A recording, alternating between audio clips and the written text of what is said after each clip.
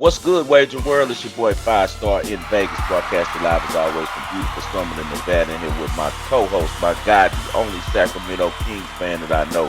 What's good, Spread Astaire? How are you today? Oh, I'm doing great, making it through the holiday season. But for me, one of the busiest months of the year starts because in January, it's the overlap of all the sports that I cover, right? I get it during October, a little bit in November, and then January because the tennis season has started. I got the United Cup on my TV right now. It's on tape delay because they're playing in Australia right now. But the beginning of the season, it's really fun. I like to lay low the first couple weeks, but I usually do pretty well on the Australian Open. So I'm really excited for that. And then, of course, the NBA and the NFL has been going full bore. And I can't wait to talk to you about a lot of the things going on in both leagues, but especially in the NFL and with my Las Vegas Raiders. So we're going to have plenty to talk about today. Yeah, that's some weird stuff going on with the Raiders. Now I'm starting to believe maybe this is from up top from Mark Davis because now we've had two different coaches in position and no one's happy with Derek Carr. Whether it was Gruden and now we got Josh McDaniels who's done a horrible job with the Raiders this year. And I have to think that if Carr moves, you got to think that Devontae is going to move too, right? I mean, it's no way Devontae Adams stays a Raider with a rookie quarterback. Mm-hmm. So yeah, it'll be interesting to see what happens there. The other thing that I'm curious about is Carr said, "Hey, if the Raiders don't want me, I'll retire." I wonder if he's going to follow through on that because it's going to be at least 10 teams in the NFL that would take him over their current situation. So that'd be really I know interesting to we'll see. take him in New Orleans. If he was the Saints quarterback, I believe we would Yeah, have won that division this year. But I it's agree. something going on there, and he's getting a lot of pressure since he's been the Raiders quarterback. Sometimes everything has uh, a limit. It's a Yeah. time frame for everything, and maybe he's reached his time. He's been the quarterback there quite a while now, and he hasn't lived up to the expectations, but he also hasn't been given all of the um, tools needed to be exceptional. So I don't think that it's a bad thing. It's just two parties moving on, kind of like a relationship. You reach the end point. So hopefully, Carr doesn't retire and he knows he has some football. Don't be all emotional like he gets and sucks it up and, go play somewhere else. And a little bit about the tennis, man. I'll be looking forward to betting a lot of Alicia Parks this Yeah, coming up and coming season. star, huh? Yeah. Yes, I've been Well, on her a lot. the market adjusts real quick, though, right? Like Frubertova last year, we had like 2 weeks with her where she was mispriced, Right, and then they fixed it. right. So it'll be a short window, but we'll be taking advantage of that. Definitely so. Let's go on and get this show started, man. Let's kick it off with the pass. All right, we got plenty to talk about, man. It has been so busy in the Yeah. world of sports, but Yes. hey, I haven't watched all the college ball games, but I know that you have, so I can't wait to hear your thoughts. The first one that we'll talk about, the Independence Bowl in Shreveport, Houston, was -7 against Louisiana Lafayette. I missed the game. You gave me a play. I can't even remember what happened. What went on in that one? Yeah, it's a lot going on. It's so much football going on right now, which is a good thing. Houston ended up covering that game. If you got the 7, you got to push. But if you waited, like I always suggest, right up into kickoff, then you were able to win. It went all the way down to 5. Houston was able to pull out the cover in the fourth quarter. Really good game. Lafayette came out with a great game plan. They've always been a great program over there. And they seem like they have a nice up and coming young coach.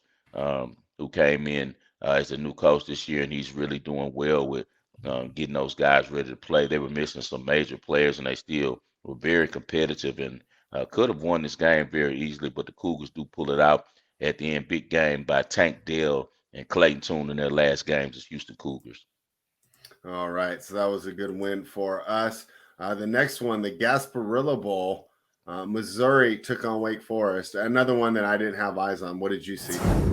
You didn't have eyes on it, but your account did cash Yeah. because Missouri falls short to Wake Forest. We had Wake Forest. We gave it out on the Ball and Parlay, and it was able to cash. Um, as we talked about, it was pretty much Sam Hartman's audition for the NIL. He's already told him he's leaving Wake Forest, and Now he's got suitors lined up, ready to pay him big money to come participate at that university. I'm hearing that Notre Dame is the school that's most in. Pretty good job by Missouri, even though they weren't a man. They put up a really good fight. They just didn't have enough for Wake Forest and that potent offense. Too much of Sam Hartman and A.T. Perry, so we cashed that ticket. All right, excellent. Let's move on to the NFL. Your Saints got a win over the Browns. I lost that wager. Um, I mean, you got to give the Saints credit. And I'll tell you what, so I did see these games. You know what I feel like we didn't account for was just the Saints' ability to switch to Taysom Hill and just have the 11-man running game there Yep. because the 40 mile an hour winds, it made it too hard to pass the ball. And it took away one of the Browns' advantages there was that, getting Deshaun Watson and Amari Cooper involved. I was disappointed in the Browns' ability to run the ball. But let's give that Saints defense credit. We know that they haven't been that good this year, but over the last 5 or 6 years, this is a really tough group, right? And especially when you're just trying to run and everybody knows you're running and you can stack the box. The Saints get the win. They're still alive, right? It takes some crazy stuff, but they're still alive. What did you see when the Saints took on the Browns in that wild weather game? What I figured out is if I want my Saints to win, just bet against them. I have a I, friend. it's some reason, man. If when you bet against your team, they play their best game ever, and then the next week, if you bet with them, they look horrible. It's no way that I would have thought with all of the pieces that the Saints were missing in the secondary that they would have played as well as they played, but they did. Um, they look like the deepest of old, and like I said, it seemed like every time that I try to fade them, that's when they play their best ball. They won the game on a great third quarter. They had 14 points in the third quarter, and that ended up being all that they needed to win that game. Not much at all from Andy Dalton, not much at all from anyone. Kamara had a decent game. He was able to move the sticks a little bit running the ball, but as you said, Taysom Hill ended up being the advantage in this game. Um, he was just able to, inflict his will on the Browns, and he ran 9 times for 56 yards and had a big touchdown. And the Saints defense were able to hold Deshaun Watson to 15 to 31 for only 135 yards and one interception. Nick Chubb was 8 yards from 100, but he did not hit the 100-yard mark, which is essential to the Browns winning. And hey man, I feel like we were on the right side of it. It just didn't go our way, so I don't think there was a bad handicap at all. The Saints just played ball. And that's the thing in the NFL. These teams are so close to each other. If you're doing the power rankings, I really don't think there's that much difference between the team that's like number 9 and the team that's 21. I think the top 5 are head and shoulders above the rest. Even the bottom of the NFL is not that bad, right? If we say the Texans are the worst team, they're not that bad. I mean, they're not. They're really well coached.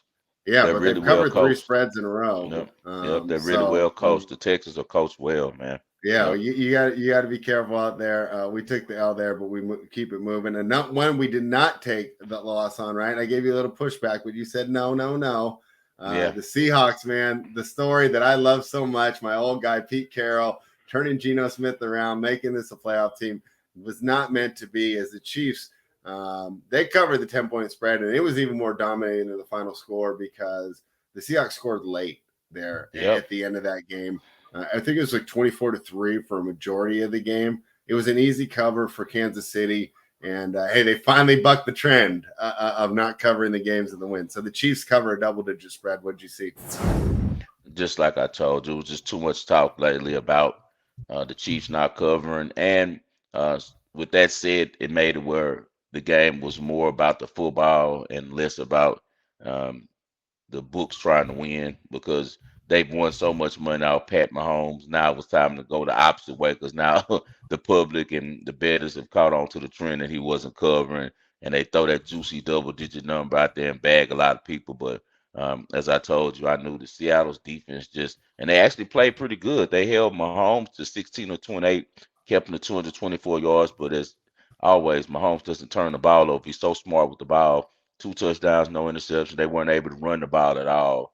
Their rookie running back only had 58 yards rushing, but the Kansas City defense was impressive this game, and they were able to shut Geno Smith and that Seattle offense down, hold the receivers down. DJ Metcalf did have 7 catches on 9 targets, but they only had 81 yards. They're really missing Tyler Lockett. Tyler Lockett is one of the more underrated players in the league to what he brings that Mm-hmm. offense because he makes it a lot easier on DK Metcalf. So just a great job by the Kansas City defense. They have so much continuity on that defense. They've had the same coordinator now for many years. The core of the defense has been the same for many years. So I really like where Kansas City is headed, and they're preparing for the playoffs to make a push at the Super Bowl. Yeah, and you definitely can't count them out. Team that hey, Cincinnati Bengals, they get the win, they get the cover. That should have been way easier, man. It's 22-0. I'm counting the money.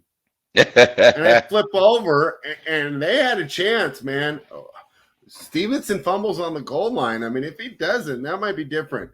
So, anyways, the Bengals got the win. I thought they got sloppy in the second half. These things can happen, especially when you're on a huge win streak. But they do still win. They still do cover. They improved to 10-1 in their last 11 against the spread.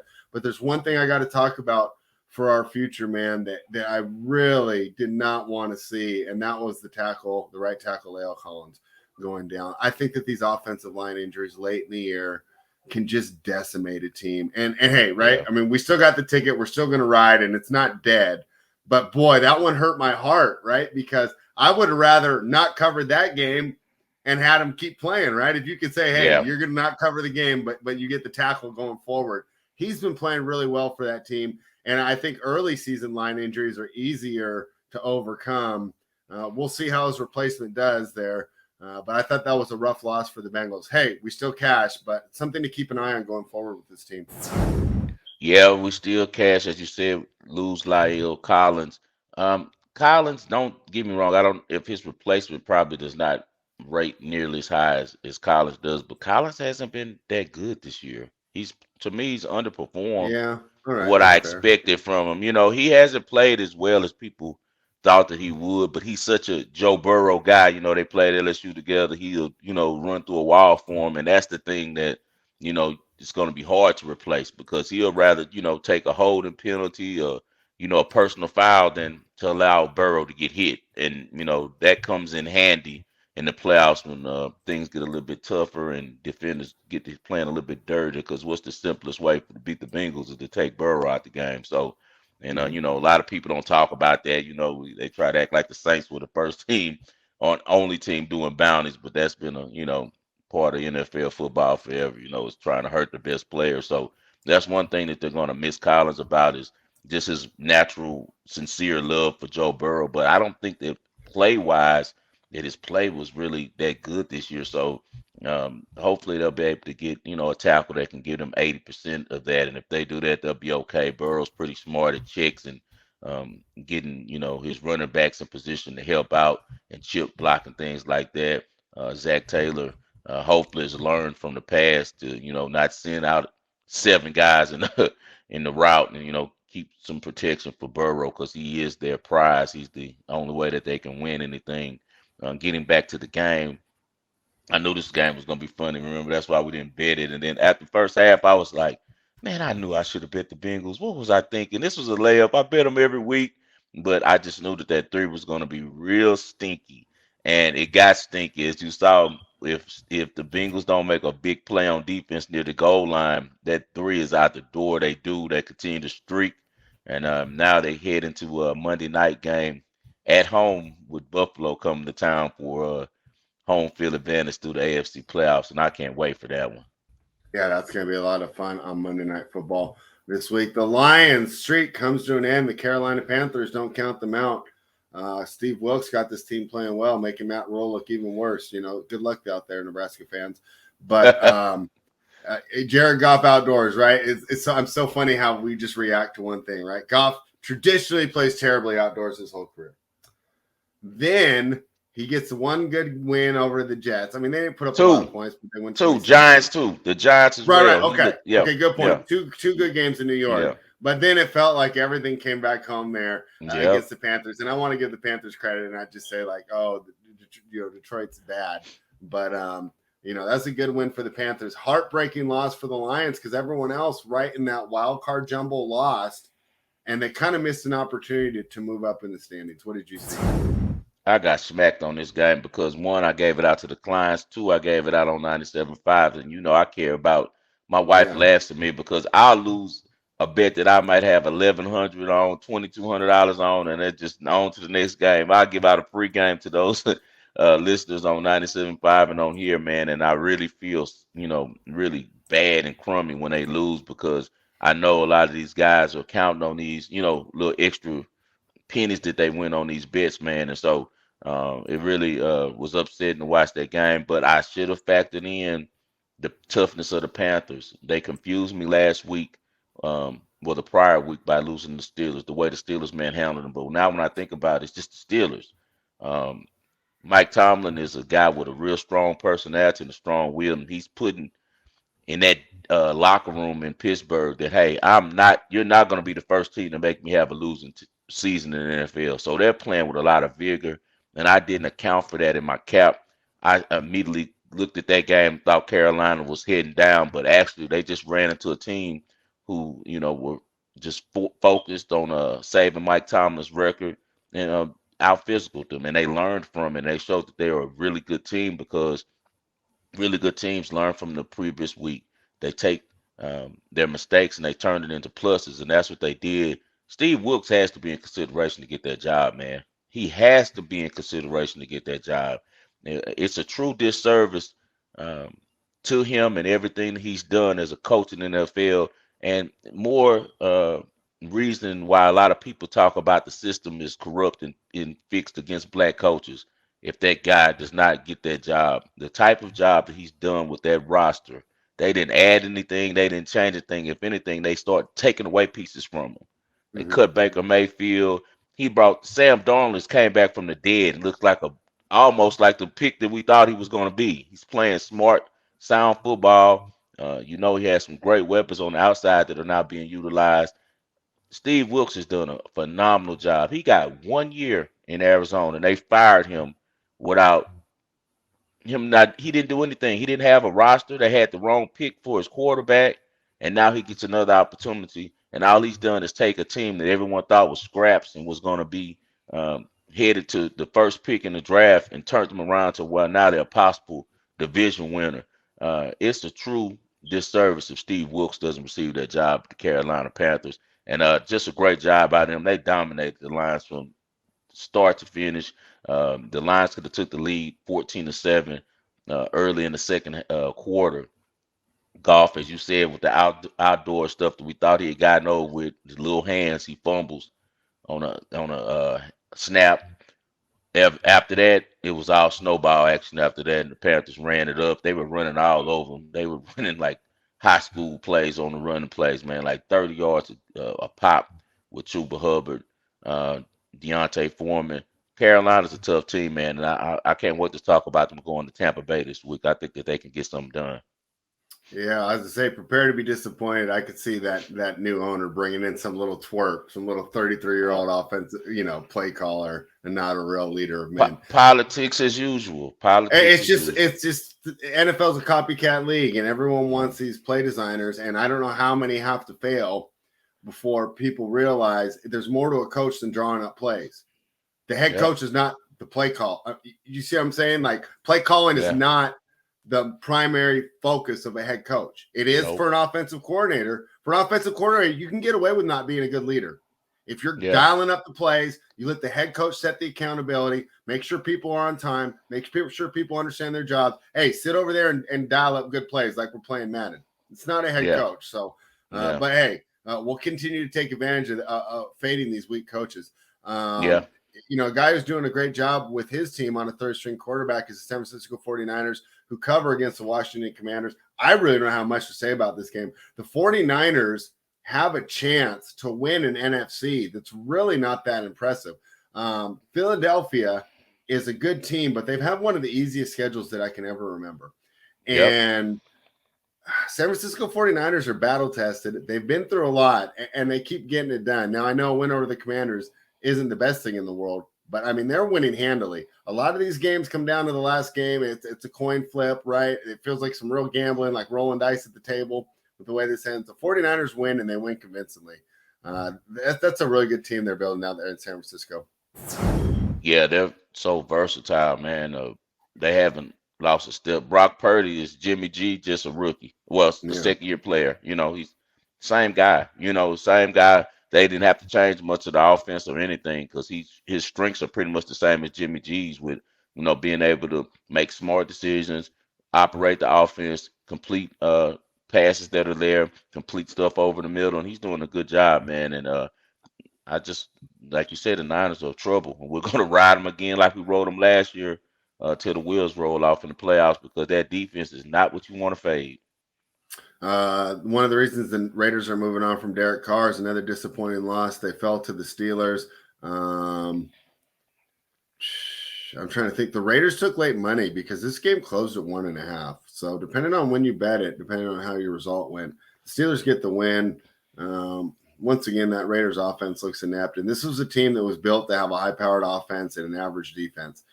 They only, they held the team to 12 points. It should have been a win, and I can see why they're going to make some changes in Las Vegas.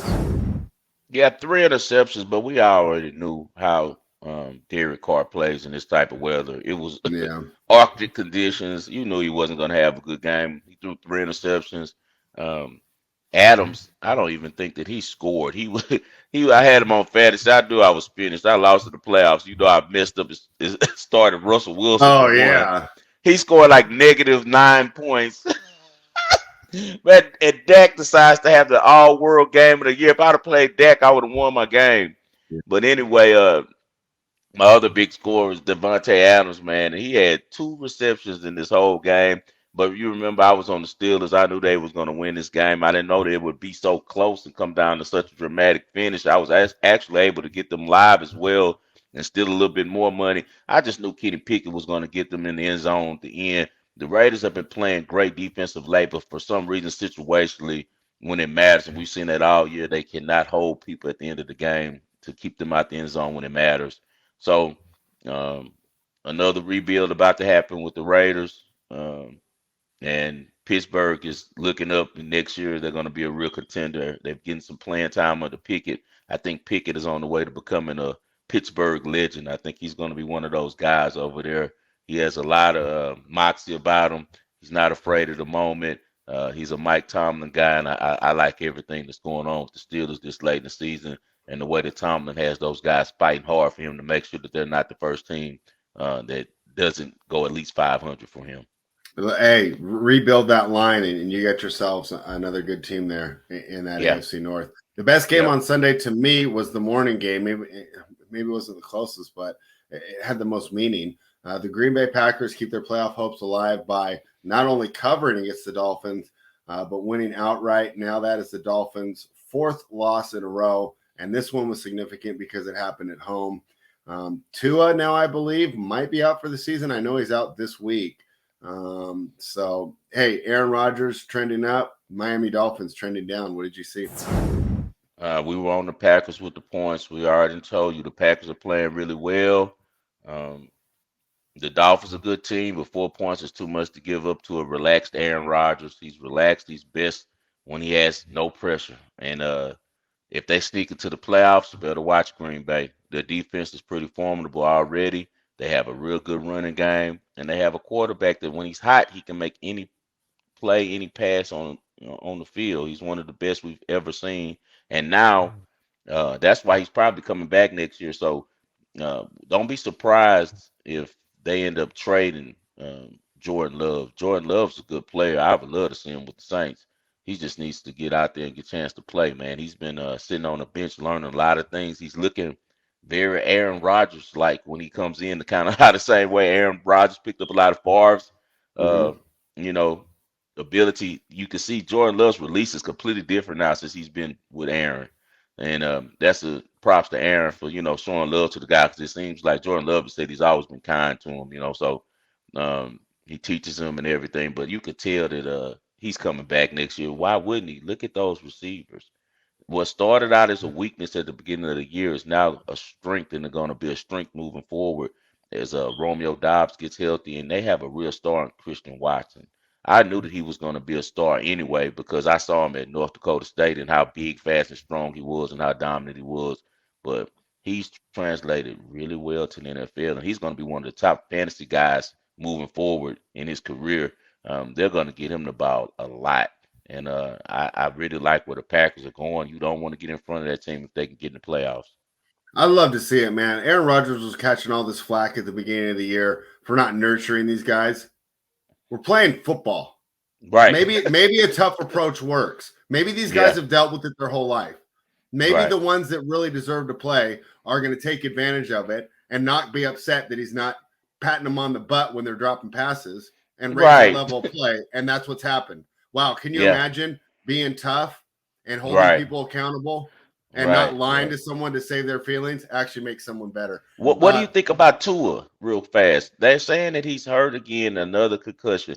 You know, we spoke about earlier in the year about some people bodies just aren't made for football, and I think that Tua is one of those guys, and I hate it, man, because he might end up having a short career because the ways he's getting these concussions aren't regular concussions. He's just being thrown down and his head is hitting the back of the ground and it's knocking him out. Whereas in some quarterbacks like Josh Allen and the likes, they take these type of hits every game and it's nothing. They get right back up. Jalen Hurts and the likes, they take these type of blows that they stirred it up, and he's really hurting my guy Bryce Young's stock a lot because everybody's trying to put him in the box with Tua, but Tua's been injured his whole career, going back from high school. He's always had this type of body and takes these type of hits and can't survive them and ends up missing time or having a crucial injury. So what are your thoughts about Tua moving forward with the concussions? I just hope he does what's right for his family. He's made plenty of money all right, and I think you nailed it right on the head. Some people's bodies aren't made for professional football. You've heard offensive linemen say, bro, I got Myles Garrett gets into a car crash. I get in 60 car crashes every Sunday. Right. I mean, this is not, and there's a sickness to us, loving it so much, that visceral violence, but human beings are attracted to that. Right. I mean, it's just goes back to our nature of survival and instinct. And it's why we like combat sports. It's why the NFL is the most popular sport. So, I think, you might have hit it on the head, and maybe they move on too early before this guy is, you've seen those documentaries, right? The guy's talking about, I can't even go to the grocery store. I get lost on a 5-minute trip. I have to call my wife to come pick me up. Hopefully he just understands, hey, I'm not built for this. I've made a lot of money. Nobody's going to think any less of me.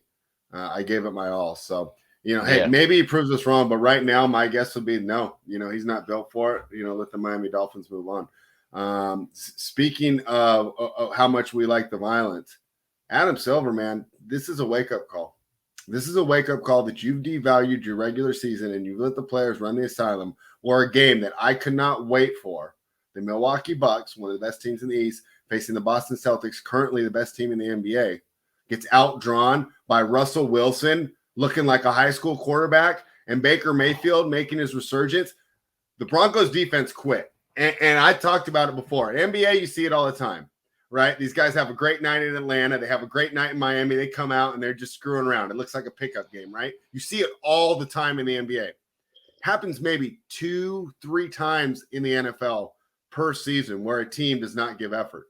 You tell me that defense cares about Russell Wilson anymore? Or do you think, bro, that guy's getting $40 million to be a POS, and we're out here busting our butts every day and getting no credit for it, and I only get, $1.2 million a year. He's got $40 million inviting us to a birthday party in a 10-bathroom mansion.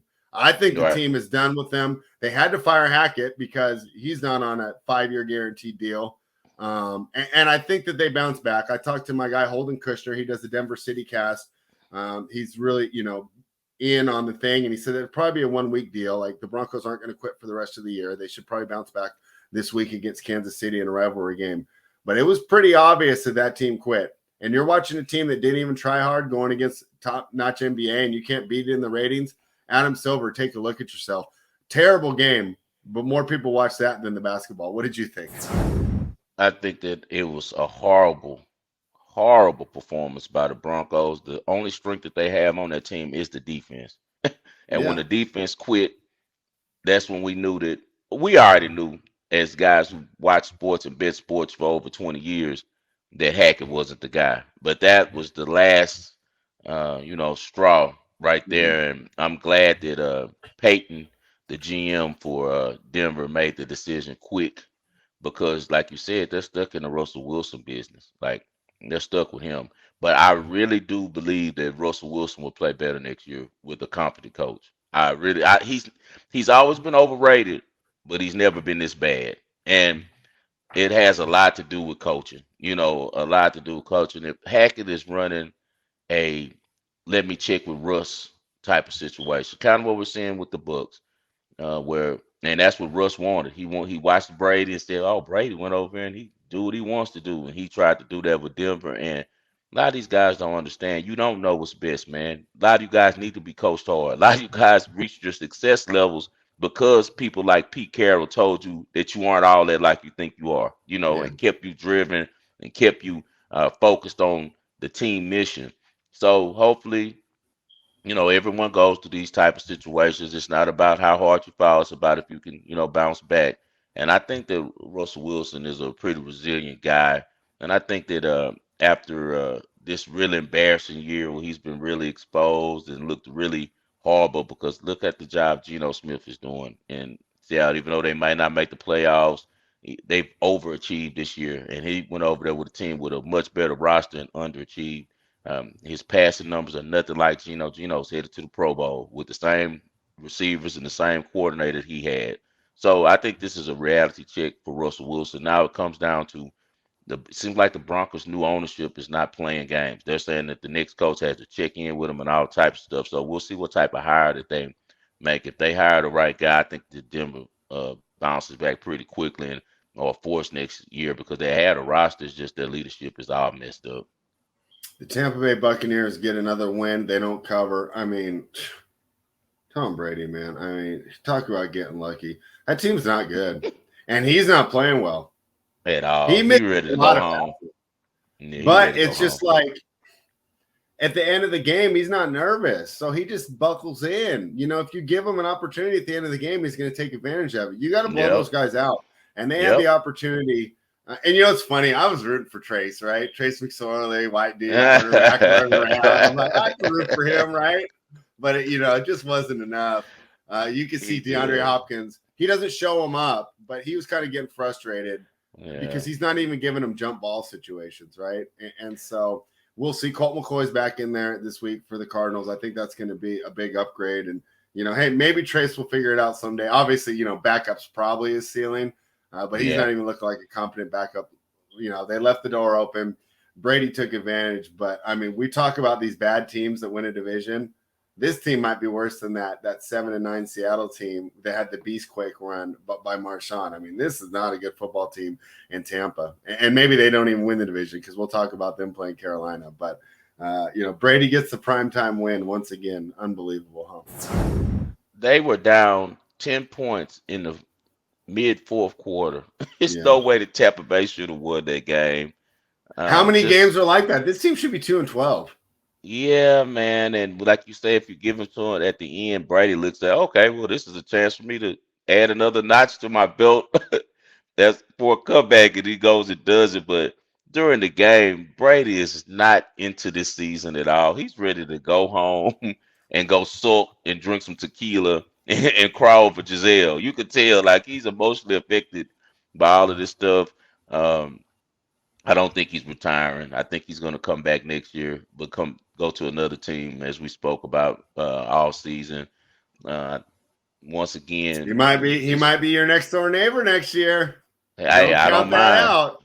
Hey, You I don't you might mind be it. I seeing a don't little mind it. moving truck and some little 30-year-old blonde Tampa Bay girl unpacking everything next door to you. Hey, man. If so, that'll be really a great thing for the city of Las Vegas because you can never do bad with Tom Brady as your quarterback. It's just he needs a functioning place, just like everybody. You think that you want to run the show, and you think Belichick's such a hole, and you're tired of, but it's something about organization. Yeah. It makes you a better person, a better player. So these guys like him and Russell Wilson both had their break. From the guy who was their disciplinarian and all that, but Mhm. now they all are looking to go back and find another one. So I just don't take much of it. Cliff Kingsbury isn't a good coach. The Cardinals is a hellhole franchise again quickly, and I see them with a new head coach next year. They hopefully they pick correctly. They had the right guy, but they seem like they let him go too quick. And then now you got to see how Kyler Murray's coming off the injury. We got to see if Hopkins even wants to stay there now. J.J. Watt came over there to be with him. That's so terrible. They made J.J. Watt retire 2 years earlier than he was supposed to. Like J.J. Watt's like, I'm through with this mess. And so he's retiring. So shout out to JJ, man. He's forever Mr. Texans to me. He's done some great things for the city of Houston. Some of my best memories uh, in Houston football history, going back to my Oilers, is one of my favorite is J.J. Watt in that playoff game with that tip ball interception and taking it back to the house. Man, that stadium was rocking. Great experience. And I was in the building, man, and those Texas teams have fell in a long way. But when J.J. Watt was there, man, he held Texas to a whole great standard. Three-time defensive player. You got to think he's going to be a first ballot Hall of Famer. So what I just take from that game is Arizona sucks and Tampa Bay isn't good. Ty Bowles can't coach and Brady's over it. Yep, I completely Yeah, agree there. Let's yeah, move yeah. on to the present. Let's start making some money on these bowl games coming up. Today we have the Cheez Bowl in Orlando, Oklahoma versus Florida State. Total 65.5. What are your thoughts here? It's way too much money on Florida State on this game, man. That game has went from 7 to 10. We got 75% of the money on Florida State. I know that Florida State is a good team. They've been hot, one of the better teams of the year, but I think Oklahoma stands up this game and keeps it close because OU will have most of their offensive pieces there. Most importantly, Dylan Gabriel and Marvin Mims. So I know that the Seminoles have been tough on defense, but if you look at the Seminoles this year, they struggled stopping two teams, Wake Forest and Clemson. Oklahoma runs the same offense as both of those guys with spread and hurry up, but at a whole nother level. So in this game, I'll be looking to play Oklahoma first half plus 6.5, and probably for the game plus 10. I do think Florida State can win the game, but I would not be surprised if Oklahoma pulls it out. Oklahoma has had a really disappointing year, and I think Brent Venables knows that the alumni is kind of on his neck. He did not play up to the standards that the Sooners are used to, but they've always been a really good bowl team. So I think that the Sooners stirred up today, and I think it's way too much money on Florida State on double digits for a proud Oklahoma team. I know their defense has been terrible, but they can put up points.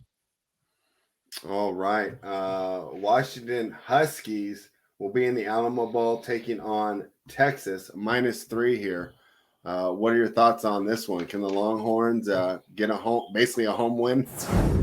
Everyone likes Texas, but I'm on the other side. I like Washington plus 3. And the reason being is I'm a huge fan of Michael Penix. I'm a huge fan of Caleb DeBoer, the coach, Kalen DeBoer, the coach for the Washington Huskies. He's a very sharp guy. He did his thing at Fresno State before coming and taking over to him at Washington. He's going to be there a long time, and he's going to be a real problem in that Pac-12 North for a long time. Michael Penix is also coming back next year, so they're going to be even better next year. Texas is missing their main weapon on offense. They're missing Deshaun Robinson, the top running back that's going to the draft. He's sitting out for the draft. They're also missing a couple more guys. Their best player on defense, Overshawn, won't be playing as he prepares for the draft. The backup running back, he's not going to play either as he prepares for the NFL draft because he should go third or fourth round. Might end up starting somewhere. He's that good as well. Very versatile guy. Used to be a quarterback before becoming a running back behind Bijan. Um, Washington, I like Washington in this game money line. I think they win the game straight out. It's more important to them. I know that Texas out to Texas, they're saying that it's important for them to get the 9 wins and all of this stuff. But now this game boils down to Quinn Ewers, and I don't trust him compared to facing Penix. I think Penix is going to have a big game. As you know, Texas struggles on defense, and they're going to be missing a lot of their key players. So give me Washington plus 3 and Washington money line. All good on that. Oh my gosh, we got an NFL game tonight, huh? Yeah, I don't know if it's going to be an NFL game or it's going to be a varsity versus JV game. 10 of the 11 Texans starters, I mean Titans starters from week 1 will not play in this game on defense. Yeah, they're not playing because they're getting everything ready for next week when they play Jacksonville for the division. It doesn't even matter this week. So I don't even think Vrabel gives much of effort this week. From what we're seeing, it looks like the Cowboys, he's just going to hand this game to the It's gonna be like a Cowboys. And preseason game, right? He's gonna get the guys work that he wants to get work. They're gonna go over, right, some real simple vanilla stuff, not give away too much stuff. yeah, because their whole season's next week. Because the first goals of any NFL team is to win a division. So Right. even though they struggled this year, if they win next week against Jacksonville, they win the division. Um, I don't know if Tannehill is gone for the season. I heard that he might be able to be I back think. next week. Oh, really? I read that he's out. Okay, but I know Malik Willis is not going to be able to do jack squat against the Cowboys tonight on offense, especially if they set out all those guys. Cowboys should cover this 13 points, man. It's a lot of points to lay, but they're feeling real good. And one thing we know about the Cowboys this year, if they can run over you and put some points up and embarrass you, they like to do it. So. Um, I wouldn't be surprised if this game goes under the 40, but the Cowboys still cover the 13. Like I could see like a 28-10 type of game. Yeah. I'll be honest. I'm not too interested in this. I got I'm some not NBA betting love. it. Yeah, I'm not Yeah. betting it though. Yeah, I'd rather watch the Huskies and the Longhorns, and I yeah, that's have my gonna be a good NBAs game. on the other team. So, And Oklahoma and Florida State. All those two games tonight are going to be some really good games are to those watch. on at the same time? What time is that? So No, Oklahoma, they Florida got them State's lined up. 2:30. Yeah, Yeah. 2:30, and then so they got them lined up with a back to back. We got actually an early one too. I didn't Are throw you it up playing there. that Syracuse game at all? If I'm going to play anything on the Syracuse Minnesota game, it's going to be first half under 22 and a half. All right, let's move to Friday then. The Sun Bowl. It's Yep. in El Paso. UCLA is -5.5 versus the Pittsburgh Panthers. Give me your thoughts there. Man, these guys have bet this game up to 7.5. I guess word came out that DTR was playing. I already knew he was playing. This is a chance for UCLA to get to 10 wins, which is the um, record for that university. I think that they come in really, really, really fired up for this game, and I'm actually gonna give this one out. I think it's part of the ball and parlay this evening. Yeah, I think I will. I'll get this one out for the ball and parlay. So just hold this one. All right, let's hold on that one. Gator Bowl in Jacksonville. Notre Dame versus South Carolina. It's an interesting matchup there, right? Yeah, Two teams very that probably interesting. haven't played each other too often in the histories of their school. How do you see that one going? I like South Carolina plus 2.5. The reason why is because people do not appreciate Drew Penny in South Bend. It's no coincidence that they started winning after he became the quarterback for some reason, maybe because he's short or whatever. They do not like Drew Penny, and now they forced him to transfer, and he's left. And now it's back to Tyler Buchner as their quarterback. I haven't seen a lot from him this year. When he wasn't there, they were upset by Marshall. So I personally think that Notre Dame will struggle on offense. I think South Carolina, they are missing their number one weapon on offense, Jaheim Bell, but I think they have enough people to replace enough athletes to shine. And they also will be seeing Spencer Rattler. I think he's going to try to put on a show because if he puts on a good enough show, he can put his name in the draft. This is a weak quarterback draft this year. The only guy that I really trust is coming out is Bryce Young. I like what Anthony Richardson from Florida can do, but he's going to need some development. But he actually has a chance to be like a Cam Newton slash Josh Allen. When that sounds magical, and that's what he can be with the right type of coach. He has that type of strength, speed, and arm talent. But he's just, he's a project until he gets the right type of coach. The other guys, I'm not too high on, as you know. I don't understand why Will Levis. We'll talk about that later. I don't understand why his name is being thrown around. And um, I like C.J. Stroud, but he has a ceiling that I think is Geno Smith, and that's not high enough for me to take you as a top pick.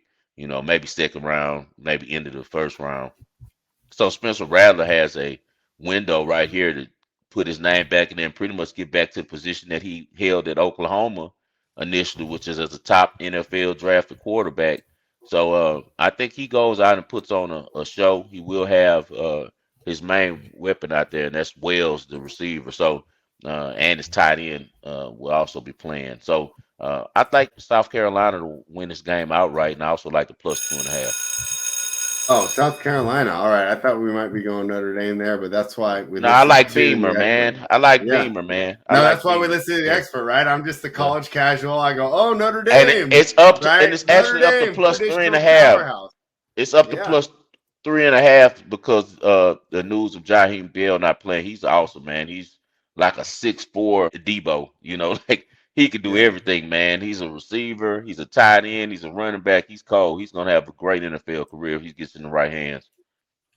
Interesting matchup here in this next game as Tennessee takes on Clemson. I think it'd be fair to say that Tennessee exceeded expectations this year. Clemson probably not so much.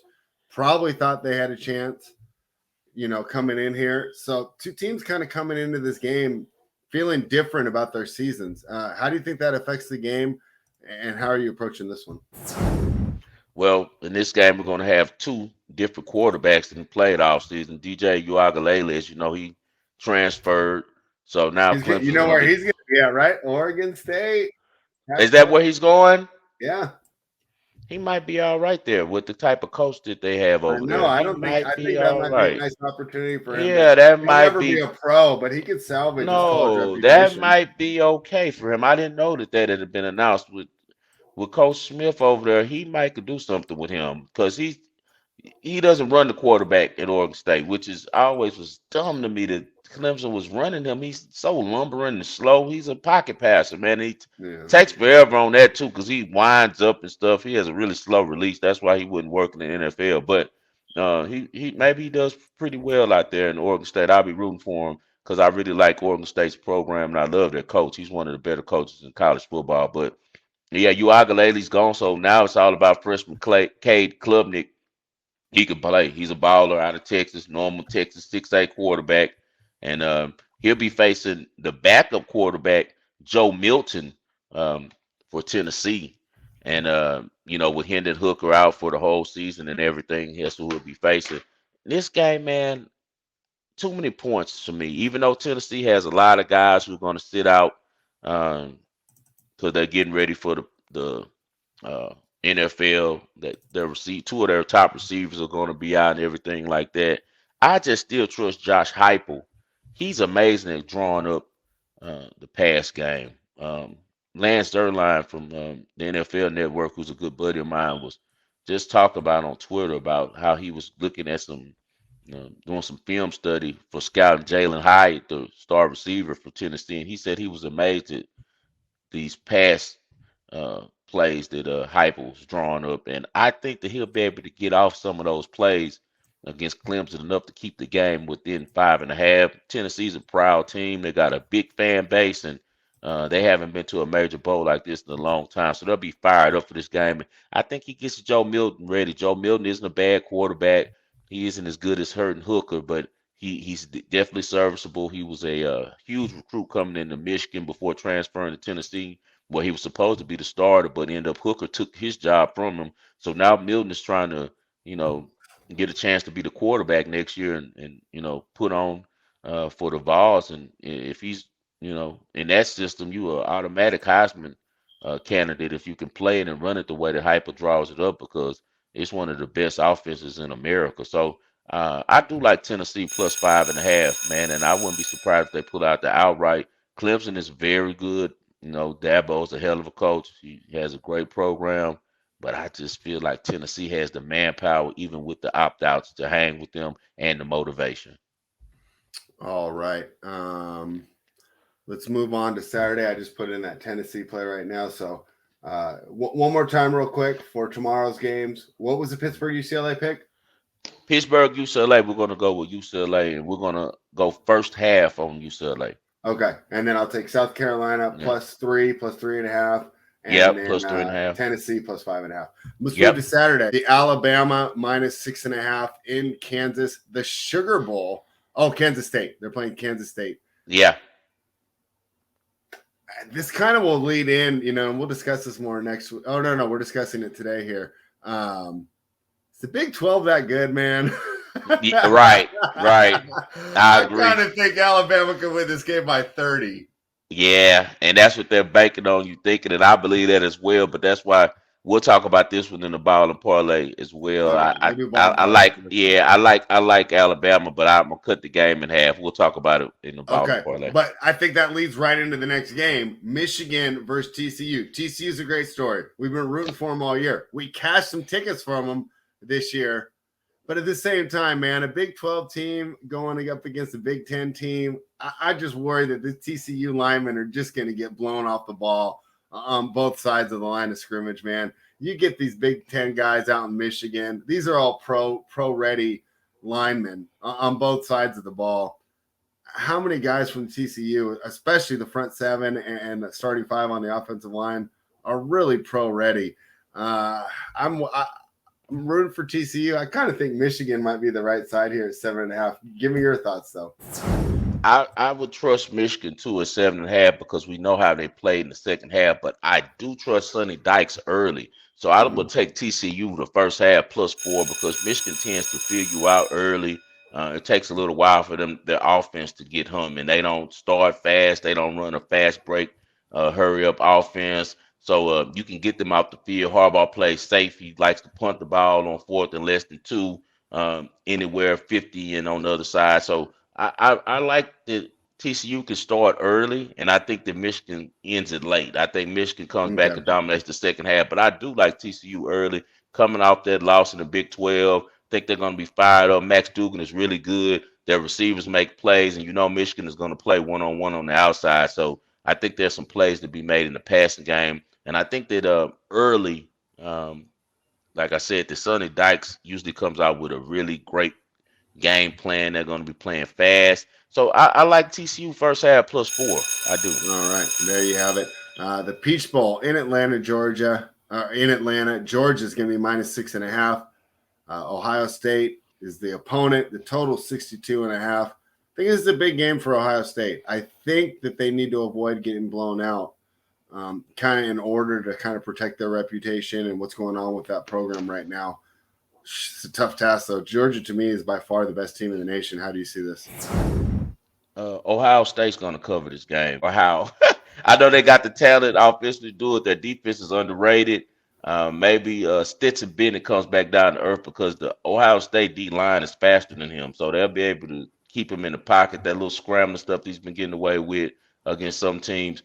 Um, it's too much money on Georgia. The books are setting people up. They put that number out there for a reason. Less than a touchdown. It's a bag. We got 80% of the public money is on Georgia. Because So I'm gonna have I'm Mr. College Casual, and in my mind, I'm like Georgia's the best team in the Georgia, league. I'm gonna Georgia, bet yeah. Georgia. It's Yeah, it's no way that Georgia's gonna cover this game at that yeah, amount. It's they wouldn't have put that line up there. If they really thought that Georgia was gonna cover, I'm thinking a -10. You know, that would have been the yeah. line because that should have been the appropriate line for this game. I don't know if it's on the back door.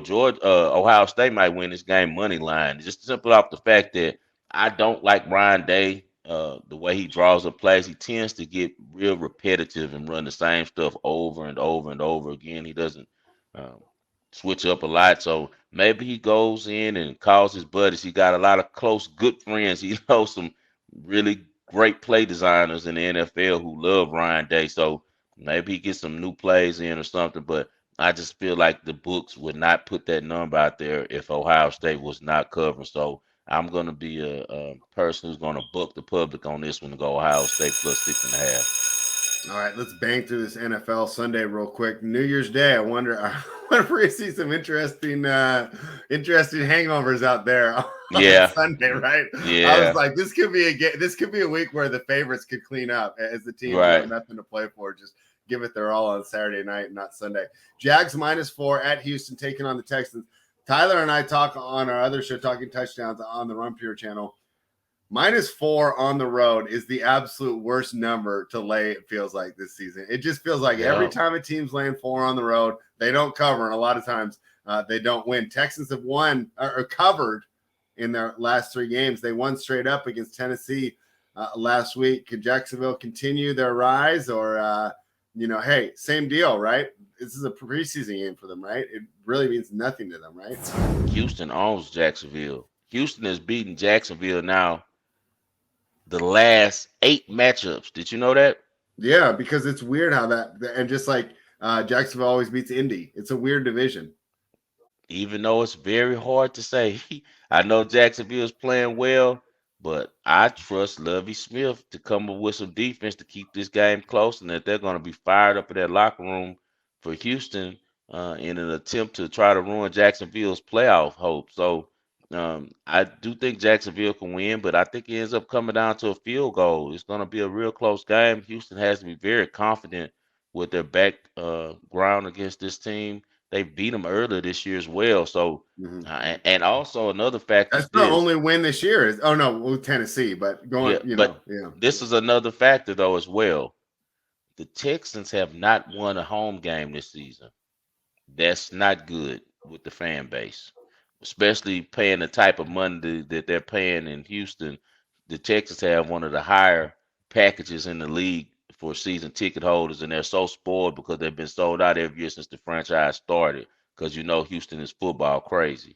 So I don't know, man. You got to watch the Texans on this game, and I really like what they've done offensively by doing the subbing every play of Jeff Driscoll and Mills. And the reason why it's brilliant is because both these guys aren't that good. What it does is cut down their ability to make mistakes. It cuts down their snaps. It cuts them in half. Well, now the less opportunities to mess up, the more opportunities for them to do something good. And it's very smart, and they've been successful since they've been doing the two-man rotation at quarterback. So I think the Texans stirred up this game, and I think they keep it within the number.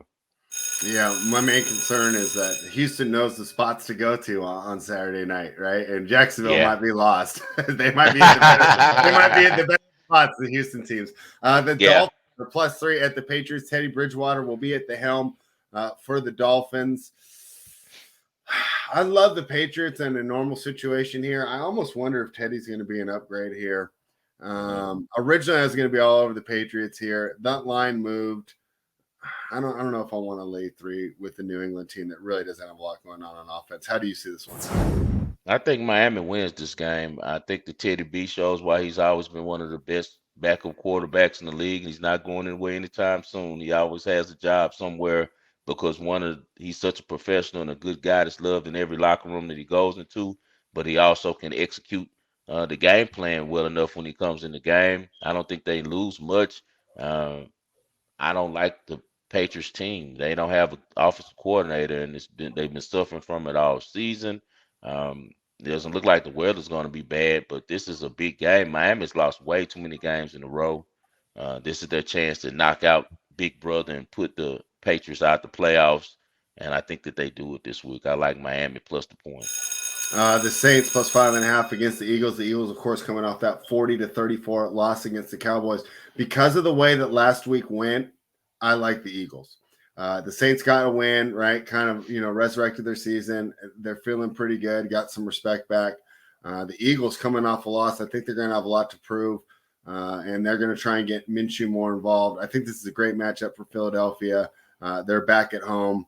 I'm going to lay it with the Eagles here, unless you can convince me that I should be on New Orleans. It's no convincing. This Philly has owned the series against the Saints. The Philly was beating us when Sean Payton was there. For some reason, they get excited when they see that gold and black. So I think Philly wins. I don't know if they cover. I don't know about that. I probably stay away from this game on that, but I do think they can win the game.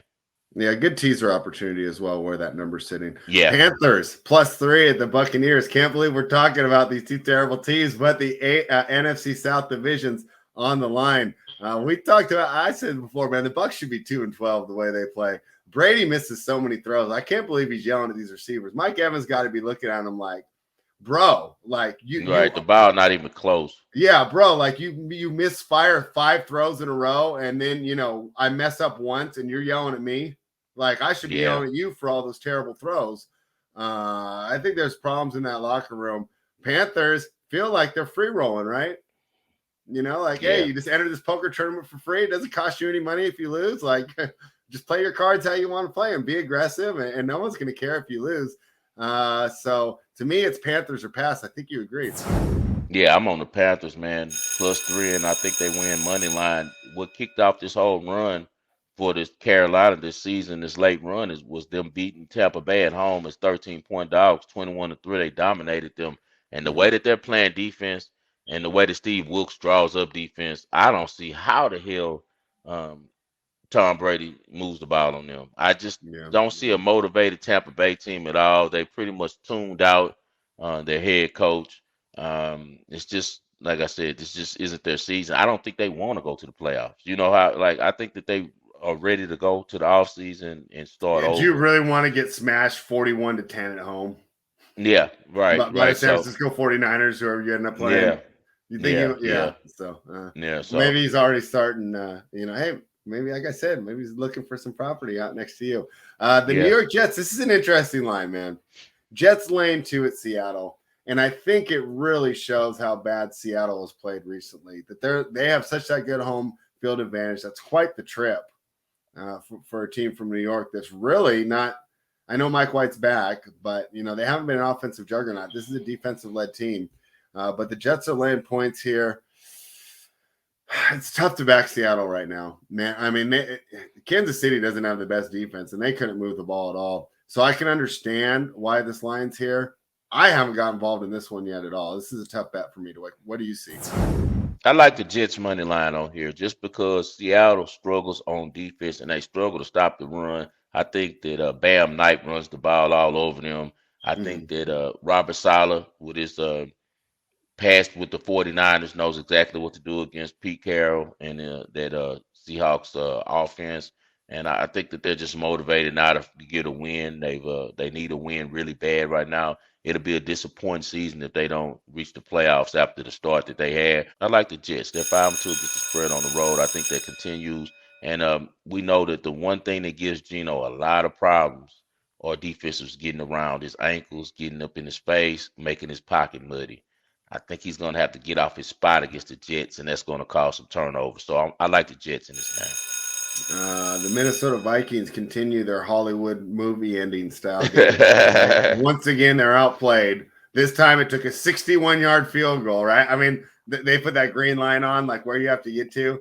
The Vikings got like 5 yards behind it. They still tried out the kicker. He nails the kick, but now they're going to be outdoors. So don't expect those 60-yard field goals to bail you out this week. Against the team we talked about earlier, these Green Bay Packers are playing well. Packers laying 3 at home in Lambeau. To me, it's Green Bay or pass. What are your thoughts? Yeah, I'll be on the Packers on this game. The Packers are going to be motivated to beat the hell out of the Vikings. The Vikings embarrassed them earlier this year. Um, it's not much. The Vikings are pretty much locked in at their playoff position. They're not going to catch the Eagles.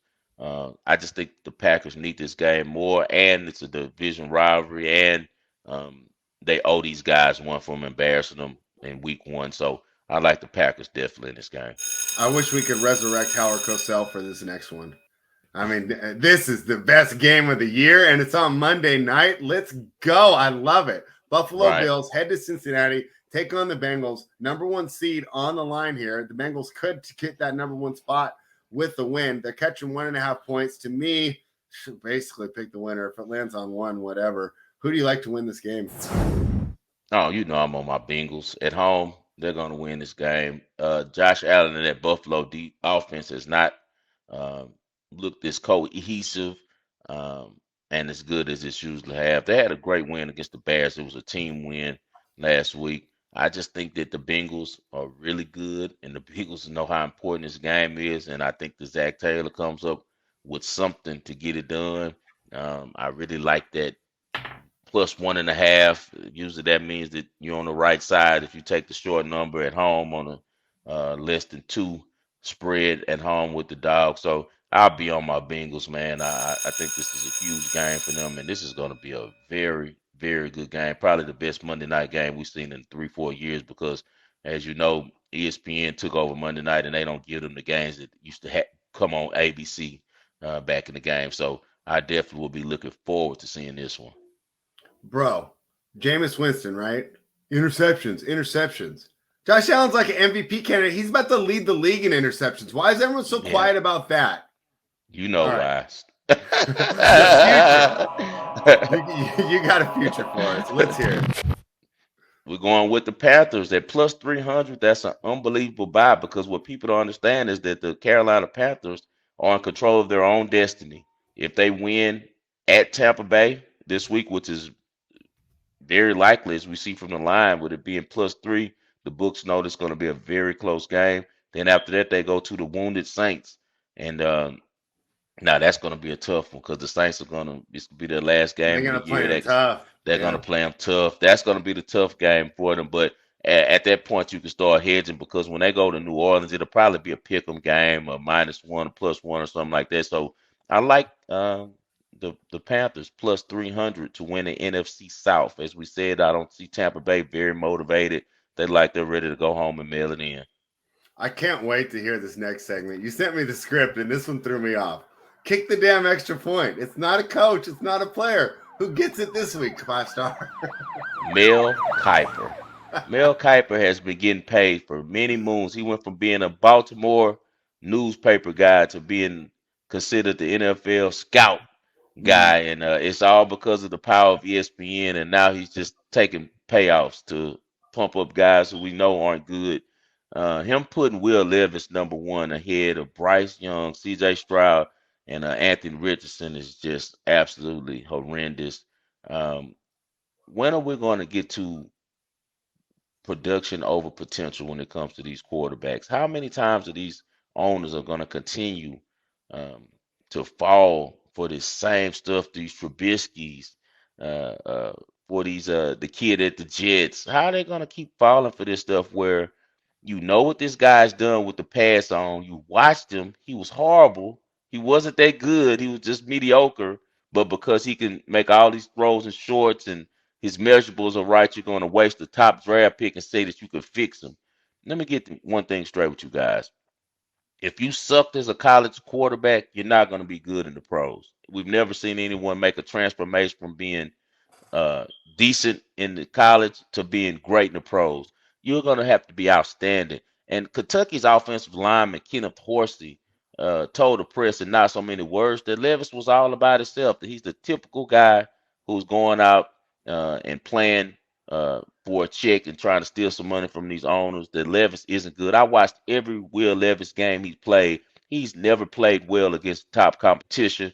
In the SEC, he struggled. We've seen this move a million times before, man. It's the big, strong, usually Caucasian kid that's bought in, and they say he could throw it a country mile, but he's a little smug. He's not too popular with his teammates, and he never lifted his squads in college. He's just this Ivan Drago man-made machine created to highly execute combine drills. You know, they're off the chart at the combine with their interviews. They've trained since middle school. They can scramble left and throw it back right 70 yards, run the 40 and the 4.6. But what they lack, you can't manufacture, man, and that's leadership. Leadership that others follow. You can say what you want about Dak, but little Mississippi State and the Cowbells was number one during this period there. That's how you know he was a pro quarterback. When Aaron Rodgers was at Cal, when was Cal good? Top 10 team. When Aaron Rodgers was there. When Jared Goff was at Cal, what were their record? They were a top 10 team. When Drew Brees was at Purdue, they were a top 10 team. These guys who are getting drafted to the pros, man, and never had any success in college, it's a joke, man. It's a joke, and it's taking advantage of the system. And really, we need to check this stuff, man, because there's no way that after all the work that those kids put in, especially C.J. Stroud and Bryce Young, that any publication or any scout should be putting Will Levis above them, man. It's absolutely ridiculous. His comp to me is Drew Lock. He's just a careless with the ball. Um, it's just all measurables. You remember when Drew Lock came out, it was the same thing. You know, like he could throw it this far, he's good, but he was never good in the SEC. And that's the same thing we're seeing with Will Levis. So we got to give this one to Mel Kiper, man. Stop giving out this misinformation, man. You don't even watch college football. You just, the first suitor who can pay you enough and has a kid that's coming out that can, do the drills well. You're taking the money, man, and putting out this bad information. It's a disservice to everyone who's played football. It's a disservice to every guy who's played quarterback, and it's a disservice to the whole draft. The purpose of the draft. The draft is about getting the best player that's going to help these franchises. Stop putting out this misinformation, man. Stop taking these payoffs. Mel Kiper, kick the damn extra point. Clip that for Twitter. That was Yeah, excellent. Let's Thank you, move brother. on. Let's move on to the ball and parlay.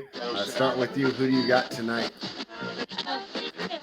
We're gonna go with UCLA first, though spread. I think Brian Kelly will have these guys motivated. This group under Kelly has never played in a bowl game due to the strict California COVID rules last season. They also could tie the school record for wins with 10 victories. There's been some slight grumbles that the star quarterback DTR isn't playing, but now it's been exposed that he will be playing, and that's why the line shot up to 7.5. Pittsburgh has their main players sitting out, man. They're missing their top running back, Izzy Ambanakuda, who's the first team all ACC selection. He led the conference in rushing yards with 1,431 yards. They also be without their first team ACC middle linebacker, Cervantia Dennis. They'll also be without their co-captain defensive end, Destin Alexandre. So we're going to be with UCLA, man. I got to go with UCLA. I think that this game gets real ugly, real fast. I'm going to ride the fact that I think these Bruins are very motivated to tie the school record for wins. I think they like playing for Chip Kelly, and I think it's just a matchup advantage. So not only we take UCLA minus 7.5, we're going to take the first half -4 with them as well. Also, we're going to roll with Bama first half versus Kansas State. You learn a lot of things as a young sports bettor, man, but one of the things that you learn early is never fade Nick Saban with time to prepare. My view on this game is that old St. Nick, he wants to show the committee up. The Tide play right before the two college football playoffs. We know that this game is important to the team because none of the players are opting out for Bama. You got Heisman Trophy winner Bryce Young, former Heisman Trophy winner Bryce Young, and All-American Will Anderson playing in the last game in the Crimson. Kansas State is a cute story. They're really well coached by Chris Kleiman. He's a really good coach. He's out-schemed a lot of coaches in the Big 12, and you know I'm not a big fan of the offensive coordinator for Alabama, Bill O'Brien. He's in talks about joining the Patriots back again as an OC. But as the game continues, I don't trust his adjustments. That's why I'm going to cut this game in half, because Bama's ability and superior talent usually overwhelms teams early. Inferior squads and the coaches, they have to adjust to that type of speed, power, and athleticism. You can try to simulate in practice, but it's not real until you get in front of it. I think Bryce Young and the Tide offense come out sharp, and an unusually shaky Nick Saban defense gets enough stops early to give Bama a lead at the half, but I will not be playing the whole game because, as we said, everybody's going to be on Bama because of that spread. So let's just go with Bama first half -3.5, and as I told you guys earlier, you got TCU +4. So I gave you guys 3 of them for the new year to ring in the new year correctly. What you got, spread? All right, I'm going tonight. I'm going to the Toronto Raptors, who are +3 against the Memphis Grizzlies. Memphis Grizzlies is a team that we really like, but we saw some red flags with this team this week. Specifically, I'm talking about the interview where John Morant said, we're not worried about any of these teams in the West. Guess what? If you're Steph Curry and you got 4 rings, you could say stuff like that. Yeah.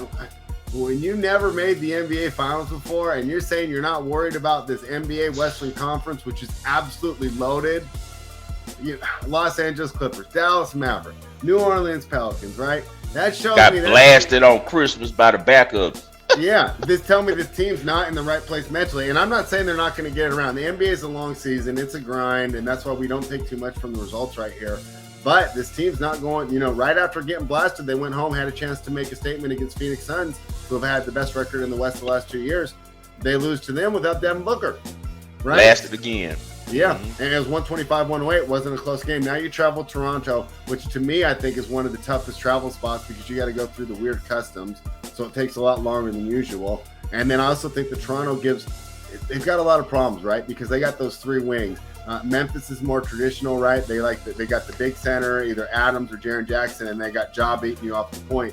But you have multiple guys that you can kind of put there. I think they can even absorb a big night from Ja. Ja could drop 32, and I think the Raptors can still win this game fairly easily. I'm taking the Toronto Raptors at home +3. After arrogance comes the fall is what they always say. So yeah. John Morant. And he'll get back on track. He's going to learn his lesson. He's a young kid. Like, I'm not riding him. I don't know, man. Right now. That's why I don't like Ja. I like Ja's game, but I hate his attitude. Like how he gets into it with guys on Twitter, and he's doing all this beef. And it's so funny because, I'm a comment, guys. I just go through sometimes if I got free time, just watch comments. I love to hear the pulse of the nation and what people say, because there's some really funny people out there, some really smart people who are just regular, and they have a lot of smart stuff to say. And They put up a picture of him and his dad and his sister with this model All-American picture. They're like, you dude, you out here trying to play like you gangster, knowing your Yeah. daddy had you sheltered and protected you from all that your whole life, which is a good thing, you know. Yeah. But yeah, John needs to stop the little trying to be a gangster stuff, especially on Twitter. He told one guy one time he had a gun or something. I'm like, what the hell are you doing, man? You make 20 million a year. You got all these sneaker deals. Why are you even talking to these guys on Yeah. Twitter? You know, like go to the gym. But he's a victim of the hip hop culture, man. It has him all messed up where he thinks there's just only one way to win, and you can still you'll get farther in life being humble. You know, humility goes a long way in life. You never heard Kawhi Leonard say much at all. He's still one of the most baddest respected people in the NBA, and people know not to mess with him on or off the court. You know what I mean? Yeah. Because you know you got to learn to shut your mouth up. But so spread has the Raptors +3, which I like, and I gave you guys Alabama first half -3.5, which is going to be on Friday, and then we got no, that's Saturday, right? Yeah, Saturday the 31st. Mhm. Yeah, Saturday we got Alabama first half -3.5. We got TCU first half +4 in the college football playoffs, and you know I'm riding with my Bengals and our future that's looking real sweet right now as they host the Bills, and I think that they turn over Josh Allen a little bit. Guys, we appreciate you guys for all your tuning in to us. You know, wish you all a happy 2023. May everything be prosperous, and we'll be tweeting out different plays to you guys in the meantime. Anything for the people spread before we get out here? No, I just want to wish you and everyone watching a happy new year. Yes, happy new year, my brother, and I look forward to many years of us doing this together, man. Yep. Hey guys, we appreciate you tuning in. As always, follow my guy Spread Astaire. Follow me at 5 Star in Vegas. Fill out the 5. Happy New Year to you once again. Best of luck to you all this weekend.